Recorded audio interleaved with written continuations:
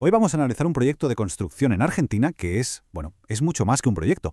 Es una historia sobre arquitectura, sí, pero también sobre esperanza y sobre cómo luchar contra una economía que parece jugar en tu contra.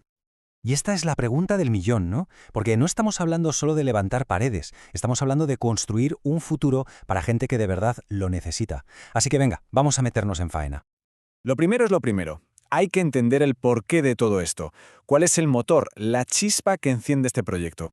Pues aquí entra en escena la Facenda da Esperanza. Es una organización sin ánimo de lucro que se dedica a ayudar a mujeres a recuperarse de adicciones. Y su objetivo va mucho más allá de darles un techo. Se trata de crear un entorno seguro, un hogar, donde puedan sanar, aprender un oficio y, lo más importante, reconstruir sus vidas desde cero, muchas veces junto a sus hijos. En concreto, vamos a fijarnos en la sede de Santa Lucía. Llevan ya más de una década funcionando, pero las instalaciones se les han quedado pequeñas, muy pequeñas. Y hay un punto que es crítico. La persona que dirige todo el centro ni siquiera tiene una casa propia donde vivir.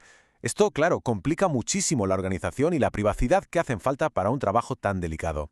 Y es justo aquí donde la arquitectura aparece como la gran solución. Vamos a ver cómo se ha pensado resolver esta necesidad tan clara. La propuesta se basa en dos edificios que son clave.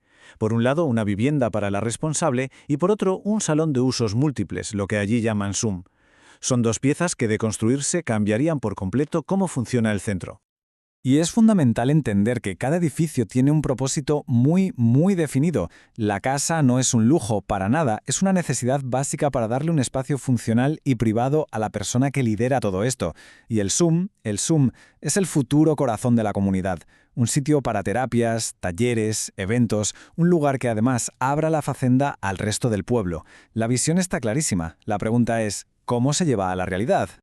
Con el diseño ya sobre la mesa, aparece el primer gran dilema técnico.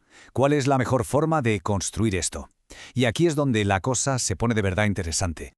Hay dos sistemas modernos sobre la mesa. El wood frame, que usa una estructura de madera, y el steel frame, con acero. Ambos son mucho más rápidos que la construcción de toda la vida, la de ladrillo.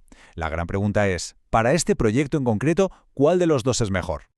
Y aquí llega la sorpresa, porque en contra de lo que mucha gente podría pensar, la madera gana. Y gana en casi todo. Es más barata, no solo el material en sí, sino en el coste total del proyecto, aguanta más carga y, atentos a esto, se comporta mejor en un incendio. Sí, como suena, mantiene su integridad estructural durante más tiempo que el acero. Y si ya miramos el tema medioambiental, la ventaja es aplastante. La madera es carbono positivo, o sea que el árbol absorbe más CO2 mientras crece del que se emite para convertirlo en material de construcción. Impresionante. Pero ojo, porque si pensábamos que elegir el material era el gran reto, estábamos muy equivocados. Ahora llega el verdadero obstáculo, uno que no tiene nada que ver con la ingeniería, sino con la economía pura y dura. Una pregunta que parece de lo más normal, ¿verdad? Bueno, pues en el contexto de este proyecto es una pregunta con una complejidad tremenda. En uno de los documentos principales del proyecto nos encontramos esta cifra: $105.000. A primera vista parece un presupuesto total, una cifra redonda. Pero es que luego, en otra cotización más reciente para una obra parecida con steel frame, aparece este otro número, casi 800 millones de pesos argentinos.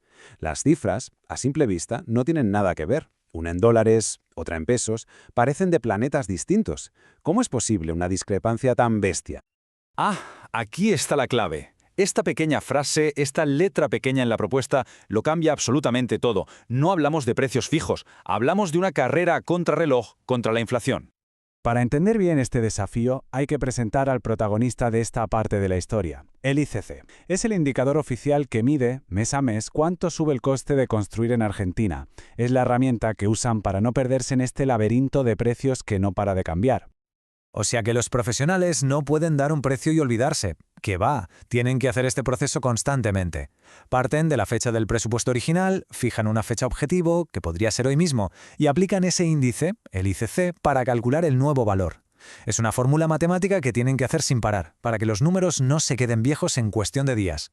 Y el resultado de ese cálculo es demoledor.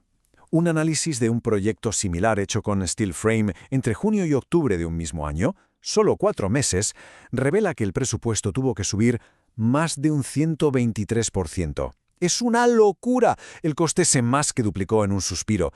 Así que, al final, el coste real de este proyecto no es solo una cifra, es una mezcla de decisiones técnicas y una batalla constante contra la incertidumbre de la economía. Vamos a resumirlo. Tenemos unos presupuestos iniciales que no cuadran, una elección de materiales con unas implicaciones enormes, y por encima de todo, una economía que convierte cualquier plan en un objetivo en movimiento. El verdadero reto no es solo conseguir el dinero, es ganar la carrera contra el tiempo para que ese dinero no se evapore antes de poder usarlo en ladrillos o, en este caso, en madera. Y con esto llegamos al final. El proyecto de la Facenda de Esperanza nos enseña una lección fundamental. Cuando todo es tan incierto, planificar no es tener un mapa fijo, sino una brújula.